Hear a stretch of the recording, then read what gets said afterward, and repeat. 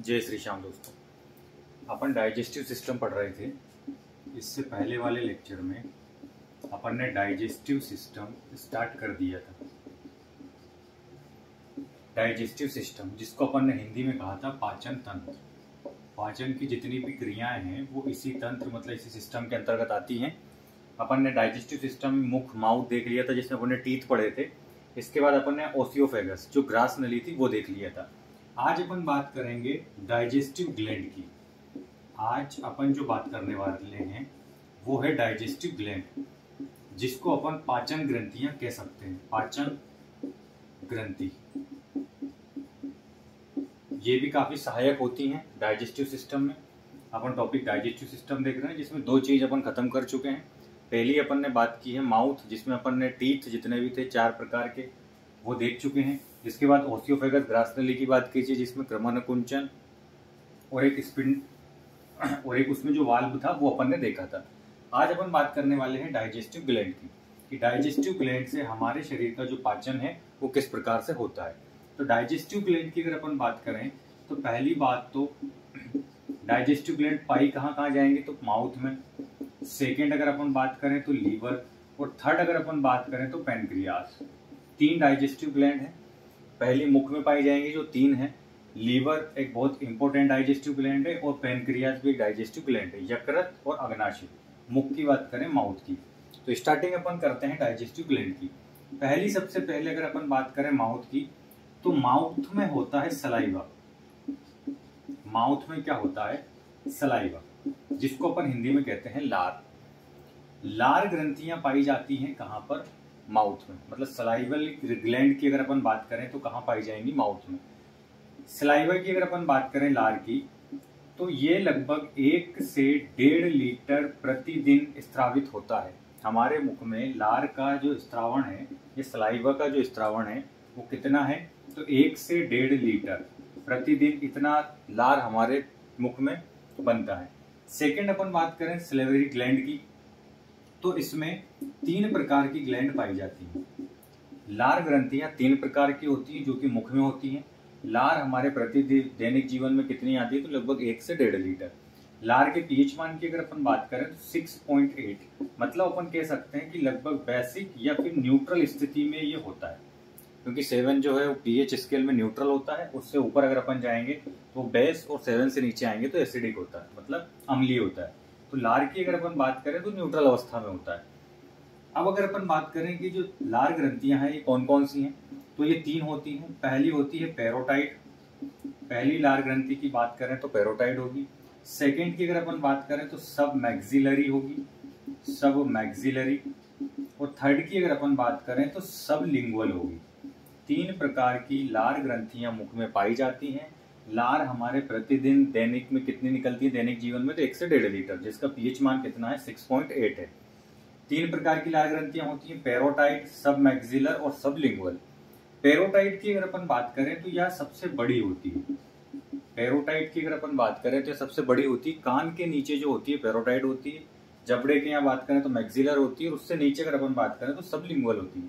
तो कान के नीचे कौन सी होती है तो पैरोटाइड होती है। अब एक चीज आपने सुना होगा गलसुआ। गलसुआ जो है वायरस से जब पैरोटाइड ग्रंथि इन्फेक्टेड हो जाती है, क्योंकि जो गलसुआ रोग है ये किससे होता है वायरस से होता है।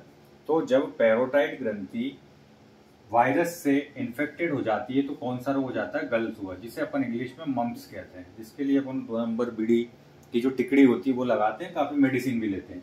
तो गलसुआ रोग में पैरोटाइड ग्रंथि ही इन्फेक्टेड होती है। क्यों होती है? क्योंकि ये वायरस से इन्फेक्टेड हो जाती है। सेकेंड अगर अपन बात करें स्नेक की कि स्नेक सांप में जो जहर रहता है वो कहाँ होगा तो वो होता है पैरोटाइड ग्लैंड में।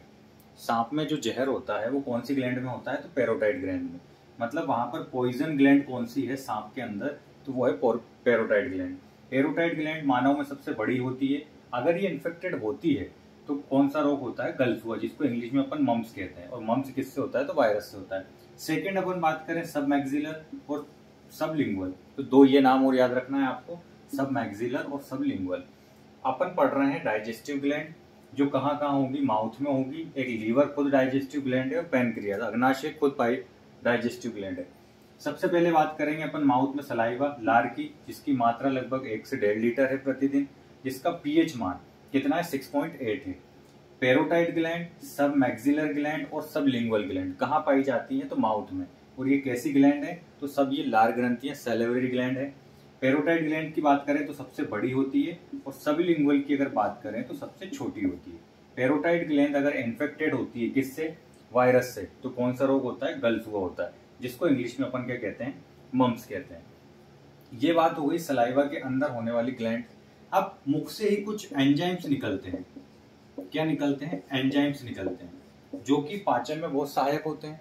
अब एंजाइम्स और हार्मोन्स में भी डिफरेंस होता है। एंजाइम्स की अगर अपन बात करें तो एंजाइम्स जो हैं ब्लड के कांटेक्ट में नहीं होते हैं, परंतु हार्मोन्स जो हैं वो ब्लड के कांटेक्ट में होते हैं। मतलब ब्लड के साथ अगर कोई चीज मिल रही है तो उसको अपन हार्मोन्स कह सकते हैं, कि जो हार्मोन्स है वो ब्लड के साथ मिल जाते हैं, परंतु जो एंजाइम्स हैं ये ब्लड के साथ नहीं मिलते हैं।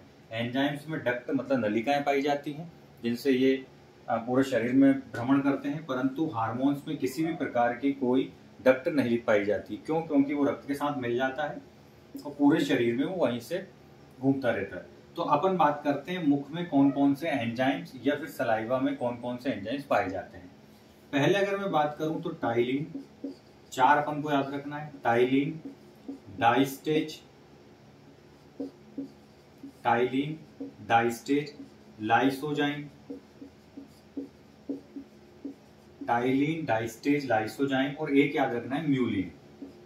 म्यूलिन 4 प्रकार के एंजाइम मुख में होते हैं। मतलब सैलिवरी ग्लैंड से अपन बात करें तो इनसे कौन कौन से एंजाइम निकलेंगे? तो टाइलिन निकलेगा, डाइस्टेज निकलेगा, लाइसोजाइम निकलेगा और म्यूलिन निकलेगा। कभी कभी क्वेश्चन डायरेक्ट आ जाते हैं कि म्यूलिन नामक एंजाइम का सिक्रेशन, ये स्त्रावण कहाँ से होता है?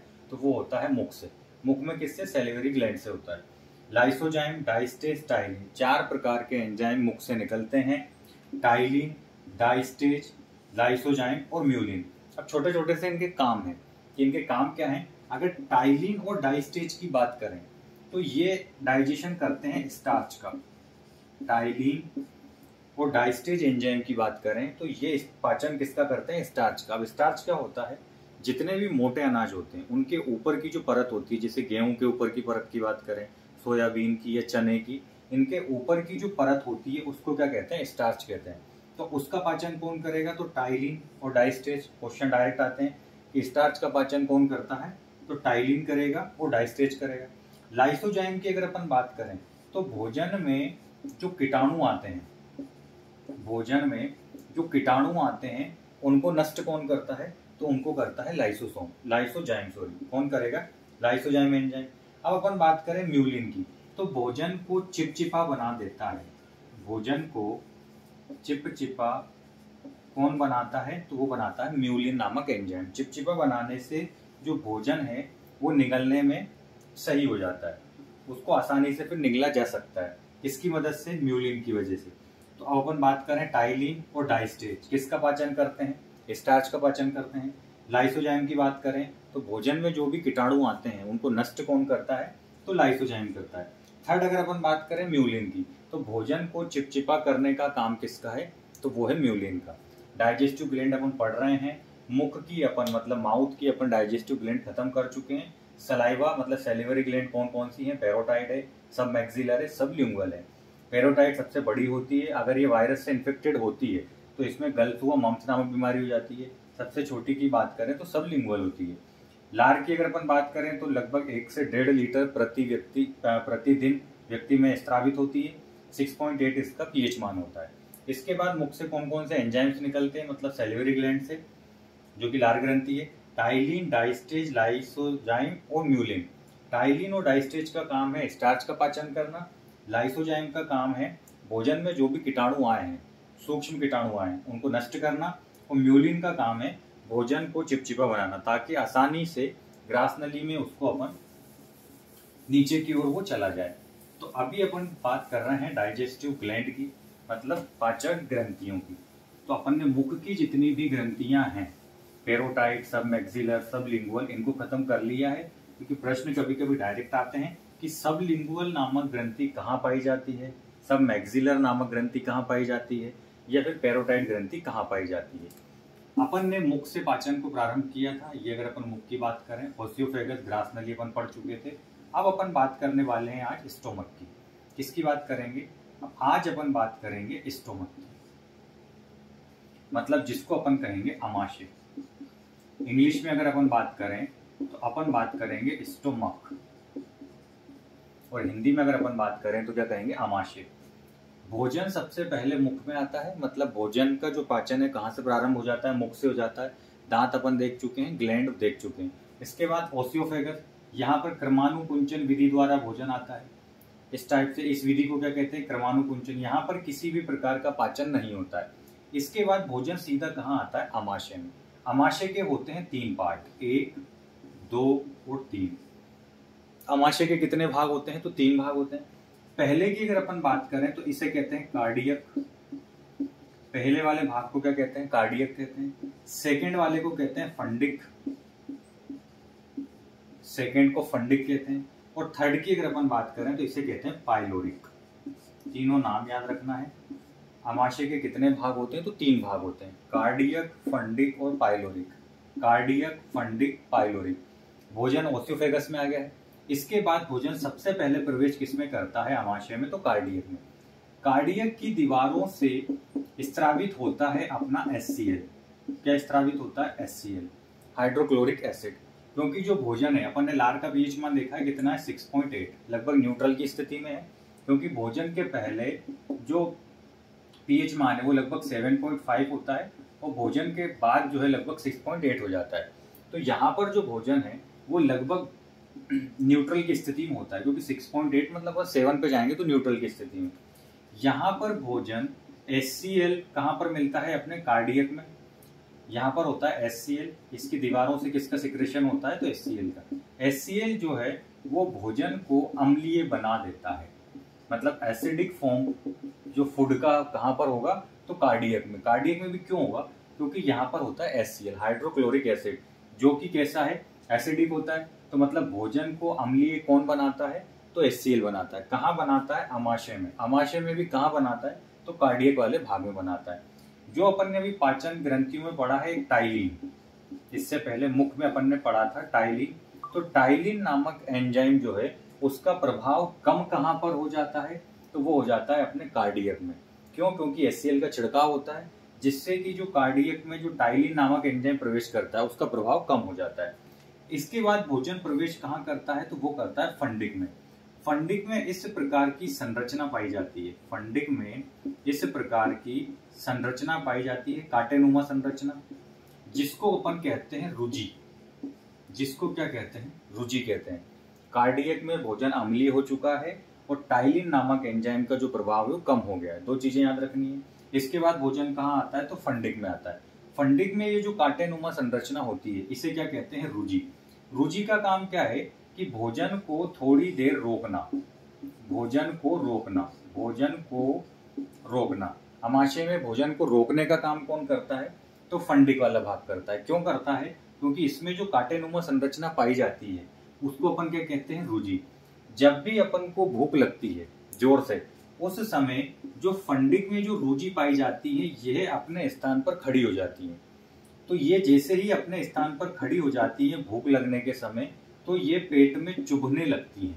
क्या करने लगती है? चुभने लगती है। जैसा आपने देखा होगा, जब भी अपन को ज्यादा भूख लगती है तो अपने पेट में जलन होती है या फिर कांटे जैसा अनुभव होता है कि कुछ चुभ रहा है। तो उसका मेन कारण है कि जो फंडिक वाला भाग है, यहाँ पर जो भोजन था वो अब नहीं बचा है, मतलब भोजन जो रुका हुआ तो आगे निकल गया है। तो यहाँ पर जो एक कांटेनुमा संरचना है जिसको अपन ने रुजि कहा है, ये भूख के समय खड़ी हो जाती है और अपनी जो आमाशय की जो दीवारें हैं इन पर आके चुभने लग जाती है। तो अपन को ऐसा लगता है कि भूख जो है अपन को बहुत ज्यादा लग रही है। तो रुजि अपन को याद रखना है कहाँ पाई जाती है? फंडिक में। काम क्या है? भोजन के समय खड़ी हो जाती है और मेन काम क्या है? भोजन को रोकना। थर्ड अगर अपन बात करें पाइलोरिक की, आमाशय के कार्डियक भाग देख लिया जिसमें HCl पाया जाता है, टाइलिन का प्रभाव कम होता है, यहाँ आके भोजन कैसा हो जाता है? अम्लीय हो जाता है। सेकंड, भोजन कहाँ प्रवेश करता है? फंडिक में करता है। यहाँ पर रुचि जैसी संरचना पाई जाती है जो भूख लगने पर खड़ी हो जाती है और अपने पेट में जलन होने लगती है। इसका काम क्या है? भोजन को रोकना। थर्ड अगर अपन बात करें पाइलोरिक की, जो कि सबसे अंतिम भाग है आमाशय का, इसमें होती है जठर ग्रंथियां। इसमें होती हैं जठर ग्रंथियां, जिसको अपन कहते हैं गैस्ट्रिक ग्लैंड, जिसको अगर अपन इंग्लिश में बात करें तो इसको अपन कहेंगे गैस्ट्रिक ग्लैंड। गैस्ट्रिक ग्लैंड कहाँ पाई जाती है, क्वेश्चन आया हुआ है तो अमाशय में पाई जाती है, और अगर अंदर क्वेश्चन आता है अमाशय में कहाँ पाई जाती है तो पाइलोरिक वाले भाग में पाई जाती है। अब जठर ग्रंथि से भी दो एंजाइम्स निकलते हैं, जठर ग्रंथि से भी दो एंजाइम निकलते हैं। कौन कौन से, तो पहला निकलता है रेनिन और सेकंड निकलता है पेप्सिन। पहला निकलता है रेनिन और सेकंड निकलता है पेप्सिन। तो रेनिन और पेप्सिन एंजाइम कहां से निकलते हैं, तो जठर ग्रंथि से, गैस्ट्रिक ग्लैंड से। गैस्ट्रिक ग्लैंड होती कहां पर है, तो पाइलोरिक वाले भाग में। पाइलोरिक किसका हिस्सा है, तो यह है अपने आमाशय का हिस्सा। अब अपन बात करें रेनिन और पेप्सिन की, तो रेनिन का काम है दूध का पाचन करना। दूध का पाचन शरीर में कौन करता है, तो रेनिन नामक एंजाइम कहां से निकलता है, जठर ग्रंथियों से। जठर ग्रंथि कहां होती है, तो पाइलोरिक वाले भाग में। इसके बाद बात करें पेप्सिन, तो यह प्रोटीन को पेप्टोन में कन्वर्ट कर देती है। यह प्रोटीन को पेप्टोन में कन्वर्ट कर देती है। पेप्सिन एंजाइम का काम क्या है, प्रोटीन को किस में कन्वर्ट करना, पेप्टोन में कन्वर्ट करना। और रेनिन का काम क्या है, दूध का पाचन करना, मतलब दही बनाना लगभग। तो दूध का पाचन कौन करता है, रेनिन नामक एंजाइम। और पेप्सिन किसका काम करता है, तो प्रोटीन को पेप्टोन में कन्वर्ट करने का काम करता है पेप्सिन। कहाँ पाए जाते हैं, जठर ग्रंथि में। जठर ग्रंथि कहाँ होती हैं, पाइलोरिक वाले भाग में होती हैं। और पाइलोरिक भाग किसका है, तो आमाशय का है। तो पाचन का अपन मुख देख चुके हैं, ओसियोफेगस देख चुके हैं, मतलब ग्रास नली देख चुके हैं, आमाशय देख चुके हैं, जिसके तीन भाग हैं, कार्डियक, फंडियक, पाइलोरिक। कार्डियक में HCl पाया जाता है जो भोजन को अम्लीय कर देता है। उसके बाद इसमें टाइलिन नामक जो एंजाइम है जो मुख में मिला था, टाइलिन डाइस्टे, उसके प्रभाव को कौन कम कर देता है, तो HCl कर देता है कार्डियक वाले भाग में। इसके बाद भोजन कहाँ आता है, फंडिक में आता है। यहाँ पर एक संरचना याद रखनी है, रुचि। रुचि उसका नाम क्या नाम है उसका, रुचि, जो कि कांटेनुमा संरचना है, जो कि भोजन को रोकने का काम करती है। इसके बाद बात करें, भूख लगने पर यही अपने स्थान पर खड़ी हो जाती है, जिससे अपने पेट में जलन होने लगती है। इसके बाद बात करें पाइलोरिक वाले भाग की, तो इसमें जठर ग्रंथियां, गैस्ट्रिक ग्लैंड पाई जाती हैं, जिससे रेनिन तथा पेप्सिन नामक एंजाइम निकलते हैं। रेनिन का काम है दूध का पाचन करना, पेप्सिन का काम है प्रोटीन को किसमें, पेप्टोन में कन्वर्ट करना। आमाशय में लगभग भोजन जो है वो लगभग 4 घंटे तक रहता है। सबसे अधिक भोजन कितने समय तक, सबसे अधिक समय तक कहाँ रहेगा, तो आमाशय में रहेगा, लगभग कितना, 4 घंटे तक। तो अपन ने बात कर ली है आमाशय की, माउथ की, उसके बाद ओसियोफेगस ग्रास नली की, और मुख की ग्रंथियों की। डाइजेस्टिव सिस्टम अपन पढ़ रहे हैं, काफी बड़ा सिस्टम है और इम्पोर्टेंट है, क्योंकि इसमें एंजाइम्स, हार्मोन और बॉडी के पार्ट्स बहुत सारे इन्वॉल्व होते हैं, इसलिए इसको अपन को अच्छे से याद रखना है और अधिकतर क्वेश्चन यहीं से बनते हैं। अब अपन बात करें, ये हो गया अपना मुख, ये हो गया अपना आमाशय। यहां से स्टार्ट होती है अपनी आंत।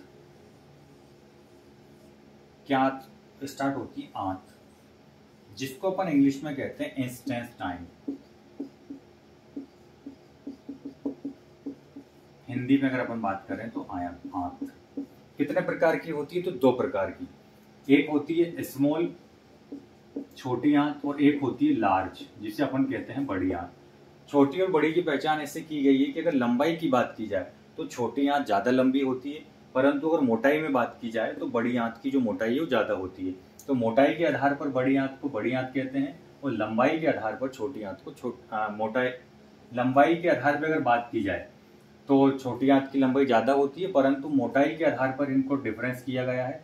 तो छोटी आंत है जो पतली होती है, इसलिए उसे छोटी आंत कहा है, और बड़ी आंत जो है थोड़ी मोटी होती है, इसीलिए उसे बड़ी आंत कहा है।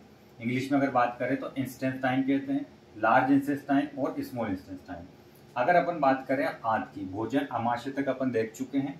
यहाँ तक अगर अपन बात करें तो कार्डियक, फंडियक और पाइलोरिक, इससे पहले ओसियोफेगस, और ये हो गया अपना मुख।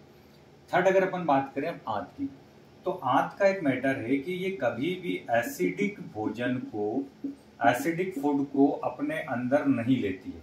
अगर एसिडिक फूड क्यों आएगा, क्योंकि यहाँ पर HCl था जिसने खाने को कैसा कर दिया था, अम्लीय कर दिया था। तो छोटी आंत की समस्या ये है कि ये कभी भी अम्लीय भोजन को ग्रहण नहीं करती है। अगर अम्लीय भोजन इसके अंदर प्रवेश करेगा तो आपने देखा होगा कि जब भी अपन उल्टी करते हैं तो उल्टी करते समय उल्टी जब अपन करते हैं तो अपने अंदर जलन होती है, नाक में होती है, ओसियोफेगस में होती है, कभी कभी आमाशय में भी होती है। उसका कारण ये है कि भोजन में क्या मिल चुका है, HCl मिल चुका है। HCl जब मिल चुका है तो जब वो बाहर निकलेगा तो फिर वो किस रूप में निकलेगा, तो उसमें HCl की मात्रा होती है। इसीलिए कभी कभी उल्टी करते समय अपनी नाक में, ओसियोफेगस में और आमाशय में जलन होती है। तो उसका कारण यही है कि जो HCl है वो भोजन में मिल जाता है और जब अपन उसे बाहर निकालते हैं तो फिर उससे जलन होती है। थर्ड, अगर अपन बात कर रहे हैं आंत की, तो सबसे पहले अपन बात करेंगे स्मॉल, मतलब छोटी आंत की। छोटी आंत को अपन पढ़ेंगे। अब छोटी आंत स्टार्ट कहाँ से होती है, तो आमाशय से स्टार्ट होती है और नीचे कहाँ, बड़ी आंत में जाकर जुड़ जाती है। अपन छोटी आंत की बात करें, छोटी आंत में कभी भी जो भोजन है वो एसिडिक नहीं होता है, मतलब अम्लीय भोजन को ग्रहण नहीं करेगी। अब अम्लीय भोजन को अगर ये ग्रहण नहीं करेगी तो भोजन का पाचन नहीं होगा। तो इसके लिए अपन को यहाँ पर अब थोड़ा सा लीवर का काम देखना है, यकृत का। यहाँ पर अपने लिए लीवर, यकृत काम आएगा, क्योंकि अभी अपन जब ग्लैंड पढ़ रहे थे तो मैंने बताया था कि सैलिवरी ग्लैंड, उसके बाद लीवर एक पाचन ग्रंथि है, उसके बाद अग्नाशय मतलब पैनक्रियाज। तो लीवर का काम यहाँ पर ये होगा कि लीवर की अगर अपन बात करें तो लगभग लीवर का वजन होता है 1.5 kg के आसपास होता है। इसके बाद अपन बात करें तो ये भी एक प्रकार की पाचन ग्रंथि है। लीवर का हमारे शरीर में बहुत इंपॉर्टेंट रोल है। यहाँ पर उसका रोल ये पढ़ेंगे कि ये डाइजेस्टिव सिस्टम में किस प्रकार से काम करता है, सिर्फ यहाँ पढ़ेंगे, क्योंकि लीवर को बायोलॉजी में अपन को 2-3 जगह पढ़ना है। यहाँ अपन इतना पढ़ेंगे कि डाइजेस्टिव सिस्टम में लीवर का क्या रोल होता है। तो लीवर की अगर वेट की बात करें तो लगभग 1 से 1.5 किलो होता है। यह भी एक प्रकार का पाचक एंजाइम है, पाचक ग्रंथि है।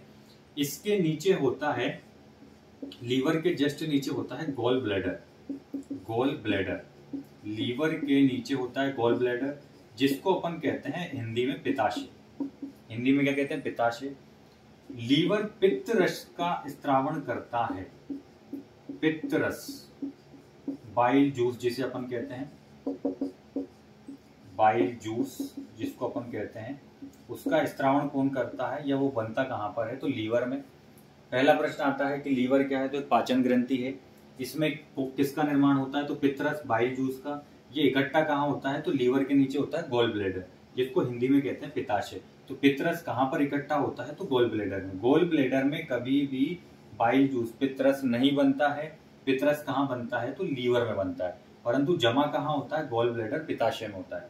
पित्ताशय की अगर अपन बात करें तो ये लीवर के नीचे होता है। इसमें क्या होगा, तो बाइल जूस होगा।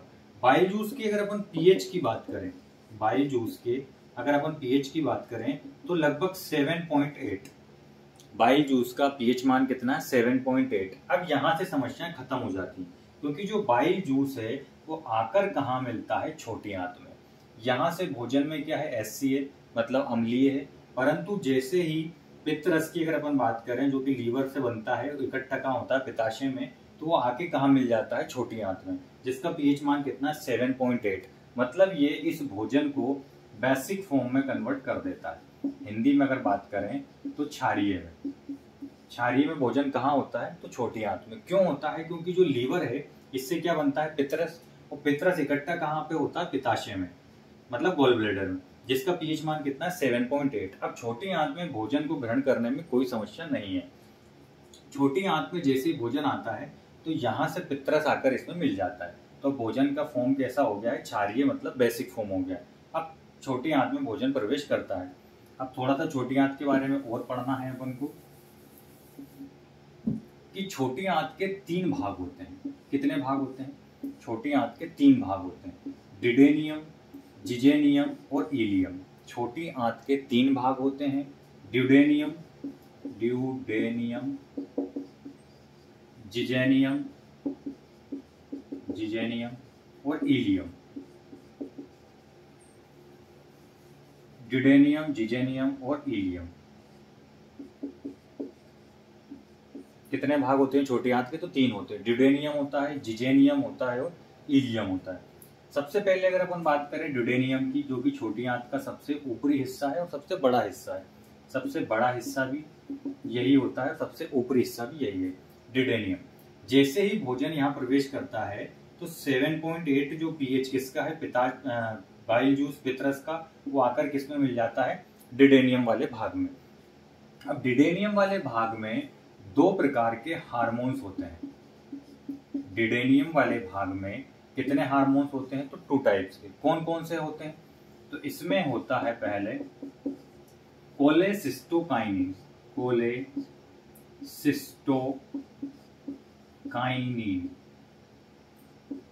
पहला होता है कोलेसिस्टोकाइनिन और सेकंड होता है सिक्रेटिन। दो प्रकार के हार्मोन्स किसमें होते हैं? डिडेनियम में। कौन कौन से? कोलेसिस्टोकाइनिन और सेकंड होता है सिक्रेटिन। कोलेसिस्टोकाइनिन, सेकंड होता है सिक्रेटिन। कहाँ होते हैं? डिडेनियम में। ये एक्चुअल में है क्या? तो ये है हार्मोन्स, ना कि एंजाइम्स है। तो कभी कभी क्वेश्चन आ जाता है कि कोलेसिस्टोकाइनिन हार्मोन तथा सिक्रेटिन हार्मोन कहाँ होते हैं? तो छोटी आंत में। और अगर अंदर क्वेश्चन आएगा तो छोटी आंत के कौन से वाले भाग में? तो डिडेनियम वाले भाग में। अब इन दोनों का काम क्या है कि जो कोलेसिस्टोकाइनिन है ये एक्टिव करता है लीवर को। कोलेसिस्टोकाइनिन किसको एक्टिव करता है? लीवर को। क्यों एक्टिव करता है? क्योंकि अमाशय में जैसे ही भोजन पाइलोरिक वाले भाग में आ चुका है, यहाँ पर भोजन है अम्लीय में, तो ये कहता है लीवर से कि आप यहाँ पर जो आपका पित्ताशय है इसमें जो बाइल जूस मतलब पित्तरस है इसका स्त्रावण करो और कहाँ भेजो? छोटी आंत में भेजो। तो कोलेसिस्टोकाइनिन किसको एक्टिव करता है? लीवर को करता है। क्या कहता है कि आपके जो गोल ब्लैडर पित्ताशय में जो पित्तरस है उसको निकाल के कहाँ भेजो? छोटी आंत में। क्यों? क्योंकि ऊपर से जो भोजन आ रहा है वो अम्लीय है। अगर यहाँ छोटी आंत में अम्लीय भोजन आया तो छोटी आंत में घाव पड़ जाएंगे। तो यहाँ पर भोजन आ जाता है 7.8 के पीएच मान से पित्तरस, जो भोजन को कैसा कर देता है? क्षारीय कर देता है। किसका काम है? कोलेसिस्टोकाइनिन हार्मोन का। सेकेंड आता है सिक्रेटिन। सिक्रेटिन के लिए उससे पहले अपन को एक चीज और देखनी पड़ेगी जिसको मैंने बताया था कि पैनक्रियाज भी डाइजेस्टिव ग्लैंड है। तो पैनक्रियाज को एक्टिव कौन करता है? सिक्रेटिन। सिक्रेटिन जैसे ही पैनक्रियाज को एक्टिव करता है तो इसमें से निकलते हैं 3 प्रकार के एंजाइम। अग्नाशय पैनक्रियाज से कितने प्रकार के एंजाइम निकलते हैं? 3 प्रकार के। इसको एक्टिव कौन करता है? तो सिक्रेटिन। छोटी आंत का ड्यूडेनियम, जिजेनियम, इलियम 3 भाग होते हैं। पहला है ड्यूडेनियम। इसमें 2 प्रकार के हार्मोन होते हैं। कौन कौन से? कोलेसिस्टोकाइनिन और सिक्रेटिन। कोलेसिस्टोकाइनिन का काम है लीवर से जो इकट्ठा हुआ है गोल ब्लैडर में पित्ताशय में पित्तरस, उसको कहां पर भेजना? ड्यूडेनियम वाले भाग में। सिक्रेटिन का काम है कि पैनक्रियाज से बोले आपके पास जो एंजाइम है कौन से? Lipase, amylase, trypsin. Lipase, amylase और थर्ड है ट्रिप्सिन। कौन कौन से? 3 प्रकार के। कौन कौन से? लाइपेज, एमाइलेज और ट्रिप्सिन। कहां पर? पैनक्रियाज या अग्नाशय में। कौन कहता है? सिक्रेटिन हार्मोन कि आप लाइपेज, एमाइलेज और ट्रिप्सिन को कहां भेजो? तो छोटी आंत के डिडेनियम वाले भाग में। क्यों भेजो? क्योंकि लाइपेज जो है वो पाचन करता है वसा का, मतलब फैट का, जो भी भोजन में अपन ने फैट लिया है। एमाइलेज की अगर अपन बात करें तो ये पाचन करता है स्टार्च का। स्टार्च का एक पाचन मुख में भी हुआ था। सेकेंड कहां पर होता है? एमाइलेज में। और थर्ड अगर अपन बात करें ट्रिप्सिन की, तो ये जो रेनिन अपन ने पढ़ा था और पेप्सिन कहां पर? जठर ग्रंथि, पेल्विक वाले में। तो जो पेप्सिन ने प्रोटीन को पेप्टोन में कन्वर्ट किया था, उस पेप्टोन को ट्रिप्सिन पेप्टाइड में कन्वर्ट करता है। प्रोटीन का पाचन हमारे शरीर में बड़ी मुश्किल से होता है। पहला कहां पर होगा? पाइलोरिक वाले भाग में। किससे? पेप्सिन से। प्रोटीन पेप्सिन से किस में कन्वर्ट होता है? पेप्टोन में। सेकेंड ट्रिप्सिन से किस में कन्वर्ट होगा? प्रोटीन पेप्टाइड में। मतलब प्रोटीन, पेप्टोन, पेप्टाइड। पेप्टोन कहां पर? पाइलोरिक में। और पेप्टाइड कहां पर? ट्रिप्सिन मतलब छोटी आंत में। तो छोटी आंत में अपन उसका सबसे ऊपरी हिस्सा डिडेनियम देख रहे हैं, जिसमें 2 प्रकार के हार्मोन होते हैं, कोलेसिस्टोकाइनिन और सिक्रेटिन। कोलेसिस्टोकाइनिन का काम देख लिया, पित्तरस को निकाल के कहाँ लाना? छोटी आंत में। सिक्रेटिन का काम है कि पैनक्रियाज को एक्टिव करना। क्यों करना? क्योंकि इसके पास 3 प्रकार के एंजाइम होते हैं। कौन कौन से?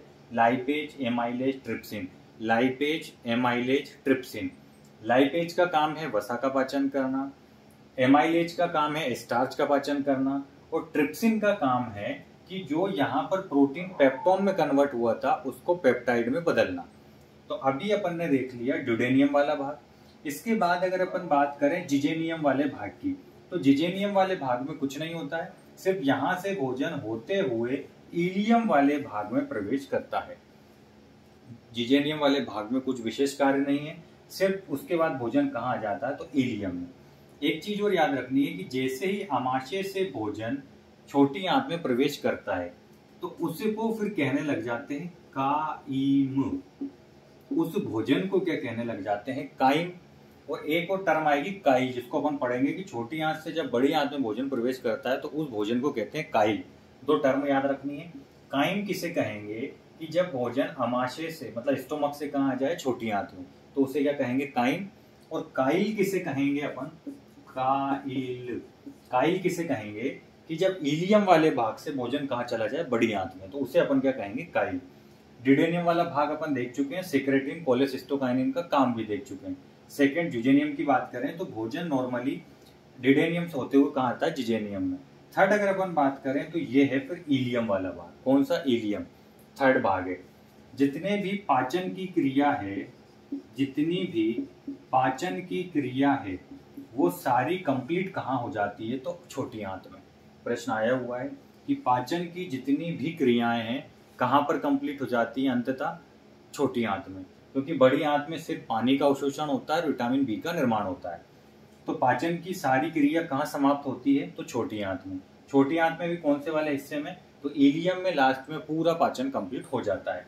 इलियम वाले भाग की अगर अपन बात करें, छोटी आंत के 3 हिस्से हैं, ड्यूडेनियम, जिजेनियम, इलियम। ये सब अपन देख चुके हैं। भोजन काइम का रूप लेके ड्यूडेनियम में आया, फिर जिजेनियम में आया और इलियम में। इलियम से जैसे वो बाहर निकलेगा तो फिर वो रूप ले लेता है काइल का। तो अब अपन बात कर रहे हैं इलियम की, जो कि सबसे थर्ड भाग है, इलियम। छोटी आंत का तीसरा हिस्सा क्या कहलाता है, तो वो कहलाता है अपना इलियम। छोटी आंत का तीसरा हिस्सा क्या कहलाता है, तो वो कहलाता है अपना इलियम। एक ड्यूडेनियम, जिजेनियम और इलियम। अब अपन बात कर रहे हैं इलियम की। इलियम में भी एंजाइम्स पाए जाते हैं, ये याद रखना है। कौन कौन से, तो इसमें पहला याद रखना है इरेप्सिन। इसमें पहला याद रखना है इरेप्सिन। इरेप्सिन नामक एंजाइम कहाँ पाया जाता है, तो इलियम में। इरेप्सिन नामक एंजाइम का काम क्या है कि जो वसा का पाचन है, जो वसा का पाचन है वो कौन करता है, इरेप्सिन करता है। उसके बाद अगर अपन बात करें तो जो प्रोटीन था, प्रोटीन किस में कन्वर्ट हुआ, पेप्टोन में। कहां पर, पाइलोरिक में। किसके द्वारा, तो पेप्सिन के द्वारा। उसके बाद पेप्टोन से किस में आया, पेप्टाइड में। कहां पर, ड्यूडेनियम में, जो कि अग्नाशय के अपन ने देखे लाइपेज, एमाइलेज, ट्रिप्सिन से। इसके बाद इरेप्सिन का काम क्या है, प्रोटीन को एमिनो एसिड में कन्वर्ट करना। एमिनो एसिड, क्योंकि 20 एमिनो एसिड से मिलकर एक प्रोटीन का निर्माण होता है। प्रोटीन के एक अणु का 20 एमिनो एसिड, 10 जिसमें आवश्यक होते हैं और 10 अनावश्यक होते हैं। 20 प्रकार के एमिनो एसिड से मिलकर एक प्रोटीन के अणु का निर्माण होता है। मतलब अंत में प्रोटीन का पाचन कहाँ हुआ, तो इरेप्सिन में हुआ, क्योंकि प्रोटीन बना और अंततः पूरा कहाँ टूट चुका है, मतलब एमिनो एसिड के फॉर्म में कहाँ आ गया, तो इरेप्सिन वाले भाग में। और इरेप्सिन किसका भाग है, तो इलियम का, छोटी आंत का सबसे नीचे वाला हिस्सा। तो प्रोटीन का पूरा पाचन कहाँ हुआ है, इरेप्सिन से हुआ है, जो कि एक एंजाइम है। कहाँ पर, इलियम वाले भाग में। एमिनो एसिड में तोड़ देता है, 10 आवश्यक होते हैं, 10 अनावश्यक होते हैं। आवश्यक जो होते हैं उनको अपन भोजन से ग्रहण करते हैं, और अनावश्यक जो होते हैं वो अपने शरीर में पहले से मौजूद होते हैं। तो इरेप्सिन एंजाइम याद रखना है इलियम में। सेकेंड अपन को याद रखना है लाइपेज। सेकेंड अपन को याद रखना है लाइपेज, जो कि अपन अभी पैनक्रियाज में भी पढ़ के आए, लाइपेज, एमाइलेज, ट्रिप्सिन। तो वसा का पाचन कौन करता है, वापस से लाइपेज करता है। इसके बाद 2-3 और याद रखने हैं अपन को इलियम में। जैसे अगर मैं बात करूं सुक्रोज की, तो ये किसका पाचन करेगा, सुक्रोज का करेगा। अगर मैं बात करूं माल्टोज की, तो ये किसका करेगा, माल्टोज का पाचन करेगा, माल्टोज। अगर मैं बात करूं लैक्टोज की, तो ये किसका पाचन करेगा, लैक्टोज का पाचन करेगा। इसमें तो नॉर्मल है, जो चीज है वो उसी का पाचन करता है। तो इलियम वाला भाग छोटी आंत का सबसे आखिरी हिस्सा होता है, जिसमें इरेप्सिन याद रखना है, प्रोटीन को एमिनो एसिड में तोड़ देता है, मतलब पूर्णतः प्रोटीन का पाचन कहाँ हो जाता है, तो इरेप्सिन एंजाइम से, कहाँ पर, इलियम वाले भाग में। उसके बाद इसमें एक लाइपेज नामक एंजाइम होता है, लाइपेज एंजाइम पेनक्रियाज में भी होता है, मतलब अग्नाशय में, और यहाँ पर भी होता है इलियम में, जो वसा का पाचन करता है। सुक्रोज सुक्रोज का पाचन करता है, माल्टोज माल्टेज का पाचन करता है, ग्लैक्टोज ग्लैक्टोज का पाचन करता है। तो इलियम वाला भाग यहाँ पर अपना खत्म हो जाता है। छोटी आंत का सबसे इम्पोर्टेंट काम है कि जितना भी पाचन है अंत में कहाँ पर, छोटी आंत में पूर्ण हो जाता है। इसके बाद पाचन की प्रक्रिया नहीं होती है। इसके बाद अब अपन बात करेंगे बड़ी आंत की, कि बड़ी आंत का काम पाचन में क्या है, क्योंकि पाचन की जो पूरी प्रक्रिया है वो कहाँ समाप्त हो जाती है, तो वो हो जाती है अपनी छोटी आंत में। अब अगर अपन बात करें बड़ी आंत की, तो छोटी आंत थोड़ी सी अपन अब छोटी बना लेते हैं इस टाइप से। यहां से स्टार्ट हो जाता है अपने बड़ी आंत, यहां से क्या स्टार्ट हो जाती है अपनी बड़ी आंत। अब अगर अपन बात करें इस डॉट वाले भाग की, तो ये है बड़ी आंत। अब अपन पढ़ने जा रहे हैं बड़ी आंत, जिसको अपन लार्ज इंटेस्टाइन कह सकते हैं। बड़ी आंत, बड़ी आंत में पानी का अवशोषण होता है। पहला क्वेश्चन कि पानी का एब्जॉर्प्शन कहाँ होता है, पानी का एब्जॉर्प्शन कहाँ होता है, तो कहाँ पर होता है, तो बड़ी आंत में होता है। विटामिन बी का निर्माण कहाँ होता है, तो ये भी कहाँ होता है, तो बड़ी आंत में। दो क्वेश्चन बड़ी आंत से ये आते हैं कि पानी का अवशोषण, क्योंकि यहाँ पर किसी भी प्रकार का पाचन नहीं होता है, बस पानी का अवशोषण होता है, क्योंकि पाचन की जो जितनी भी क्रियाएं कहाँ कंप्लीट हो चुकी हैं, छोटी आंत में। पानी का अवशोषण कहाँ होता है, तो बड़ी आंत में होता है। और विटामिन बी का निर्माण कहाँ होता है, तो बड़ी आंत में होता है। बड़ी आंत के 3 हिस्से होते हैं। कितने हिस्से होते हैं, 3। पहले का नाम है सीकम, सेकेंड का नाम है कोलोन, और थर्ड का नाम है रेक्टम। कितने हिस्से हैं, 3 हिस्से हैं। कौन कौन से हैं, सीकम है, कोलोन है और रेक्टम है। पहले स्टार्टिंग बात करें अपन सीकम की, तो जहां से छोटी आंत खत्म होती है और बड़ी आंत प्रवेश मतलब चालू होती है, उस वाले हिस्से को अपन क्या कहते हैं, सीकम। सीकम के नीचे होती है अपेंडिक्स। सीकम के नीचे क्या होती है, तो अपेंडिक्स होती है। अपेंडिक्स का अपने शरीर में कोई काम नहीं है, यह एक अवशेषी अंग है। हमारे शरीर का कैसा अंग है, तो अवशेषी, जिसका कोई कार्य नहीं है। अपेंडिक्स का मेन काम होता है जानवरों में, क्योंकि जानवर जो है वो मोटा चारा खाते हैं, पत्तियां खाते हैं, घास खाते हैं, तो उसमें होता है घास में, पत्तियों में सेलुलोज। तो सेलुलोज का पाचन सिर्फ कौन कर सकता है, तो अपेंडिक्स कर सकती है, तो उनमें वो एक्टिव होती है। परंतु अपन ना तो घास पेड़ पौधे चीजें ये नहीं खाते हैं, तो अपने में अपेंडिक्स कैसा है, तो एक अवशेषी अंग है। अपने शरीर में अवशेषी अंग कौन कौन से हैं, जैसे कान का पिन्ना हो गया, उसके बाद अपन ने टीथ पढ़ा था, जो सबसे पीछे थर्ड मोलार था वो हो गया। उसके बाद अगर अपन बात करें तो अपने शरीर पे जो बाल हैं ये भी अवशेषी अंग हैं। और क्या है, एक है अपेंडिक्स। तो अपेंडिक्स कहाँ है, तो बड़ी आंत में सीकम वाले भाग में नीचे होता है। इसके बाद स्टार्ट होता है कोलोन वाला भाग। इसके बाद कोलोन वाला भाग होता है जिसमें पानी का अवशोषण होता है तथा विटामिन बी का निर्माण होता है। ये पूरा कोलोन वाला ही भाग है। और फिर उसके बाद लास्ट आता है रेक्टम वाला भाग, जिससे अवशिष्ट पदार्थ शरीर से बाहर हो जाते हैं, जिसको अपन कह सकते हैं मल परित्याग, जिसको अपन मल परित्याग कह सकते हैं। तो अपन ने बात किया है डाइजेस्टिव की। डाइजेस्टिव में अपन ने मुख से ही पाचन प्रारंभ किया है। एक चीज और, इससे पहले मैं बता रहा था कि काइम क्या होगा, तो काइम होता है जब भोजन आमाशय से किसमें, छोटी आंत में जाता है, तो उस भोजन का नाम क्या रख देते हैं, काइम। और एक नाम याद रखना है आपको, काइल। काइल, तो काइल क्या है, जब छोटी आंत से भोजन किसमें प्रवेश करे, बड़ी आंत में, तो उसको क्या कहेंगे, काइल। और काइम क्या है, जब आमाशय से भोजन किसमें प्रवेश करे, छोटी आंत में। मतलब छोटी आंत के ऊपर जैसे ही भोजन आया तो काइम, और बिल्कुल नीचे लास्ट में काइल हो जाता है। तो ये 2 चीजें, ये टर्म याद रखनी, क्योंकि कभी कभी इनका मार्क पूछ लेते हैं कि काइम का मार्क क्या है। तो आमाशय से जब भोजन किसमें प्रवेश करता है, छोटी आंत में, तो उस भोजन को क्या कहते हैं, काइम। छोटी आंत से जब भोजन बड़ी आंत में प्रवेश करता है तो उसे क्या कहते हैं, काइल।